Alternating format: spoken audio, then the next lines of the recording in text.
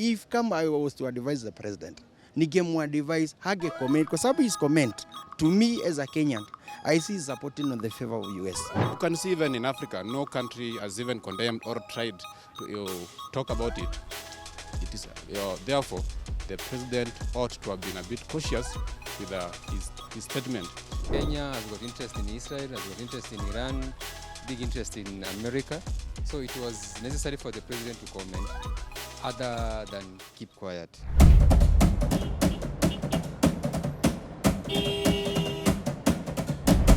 What's up people and welcome to another amazing episode of Vibes Mtaani. Na leo tunaongelea President Ruto's take on Iran and Israel war, which has sparked debate. Is Kenya doing enough to protect its interest or should we stay out of it?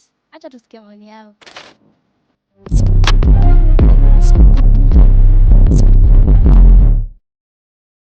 The president was wrong in condemning that war.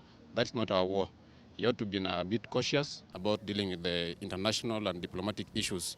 That was so unfortunate of the president, because trying to look into the war on both sides between the Iran and the Israel, that war can escalate, because we know in 1998 we know what happened. Yeah, we were even bombed here in that bomb blast there. We still remember, it is still alive in our mind.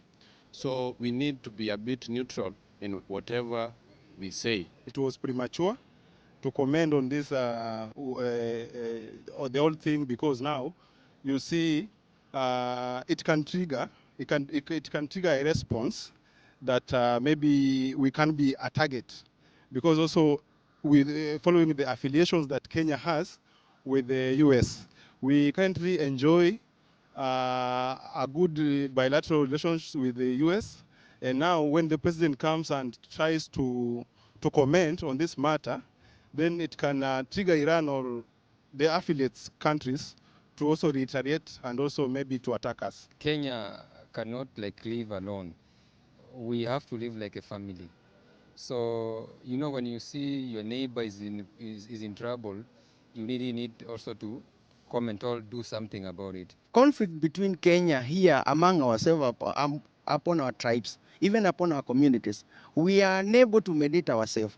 If we are not unable to mediate ourselves, how can we become a mediator of another country? Kenya, kindly, I don't think we should, we are at that stage to try and do mediation, because now this is something that is it is okay affecting Kenya, but not that directly, and so we should not be in the forefront to say that we can start mediating. We can, but now we have a lot on our plate already. Locally, we have our own conflicts that we have not sorted out. They need to work our foreign policy so that we know where we know the boundaries. I can give an example of America.